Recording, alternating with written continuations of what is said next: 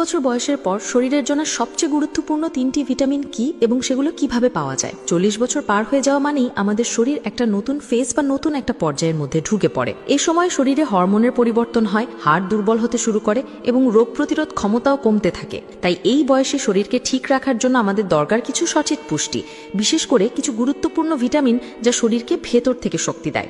আজকের ভিডিওতে আমি বলবো 40 বছর বয়সের পর থেকে কোন 3টি ভিটামিন শরীরের জন্য সবচেয়ে বেশি দরকারি এবং সেগুলো আমরা সহজে কোন কোন খাবার থেকে পেতে পারি। ভিটামিন ডি, একে বলা হয় হাড়ের বন্ধু।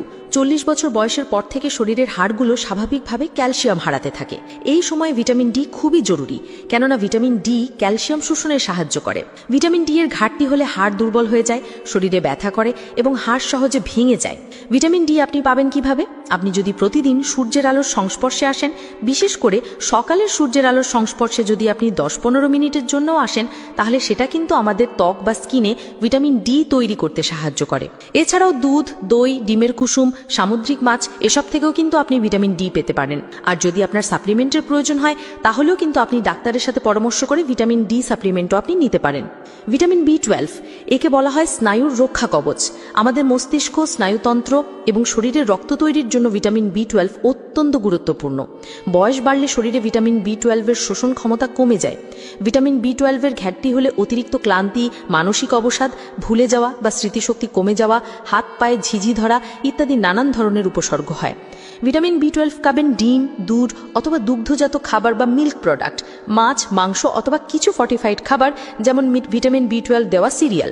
আর ভেগানদের ক্ষেত্রে, অর্থাৎ যারা শুধুমাত্র শাকসবজি বা ভেজিটেবল খান, কোনো ধরনের মাছ মাংস খান না, তাদের ক্ষেত্রে কিন্তু ভিটামিন বি12 এর সাপ্লিমেন্টের দরকার হতে পারে। আর সবশেষ যে ভিটামিনটির কথা বলবো সেটা হচ্ছে ভিটামিন সি। একে বলা হয় রোগ প্রতিরোধের হাতিয়ার। আমাদের শরীরের ইমিউন সিস্টেমকে শক্তিশালী করতে সবচেয়ে গুরুত্বপূর্ণ ভূমিকা পালন করে ভিটামিন সি। এটা আমাদের ত্বককে ভালো রাখে, আয়রনের শোষণ ক্ষমতা বাড়ায়, এমনকি বৃদ্ধ বয়সে ক্ষত হলে সেটার উপশম করতেও কিন্তু ভিটামিন সি সাহায্য করে। ভিটামিন সি এর ঘাটতি হলে ঘন ঘন ঠান্ডা লাগে, চামড়া শুষ্ক হয়ে যায়, ক্ষত সারতে দেরি হয়, দাঁতের মাড়ি দিয়ে রক্ত পড়ে। ভিটামিন সি পাবেন লেবু, কমলা লেবু, মাল্টা, আমলকি, আমড়া, পেয়ারা, টমেটো এই সমস্ত খাবার থেকে আপনি ভিটামিন সি পেয়ে যাবেন।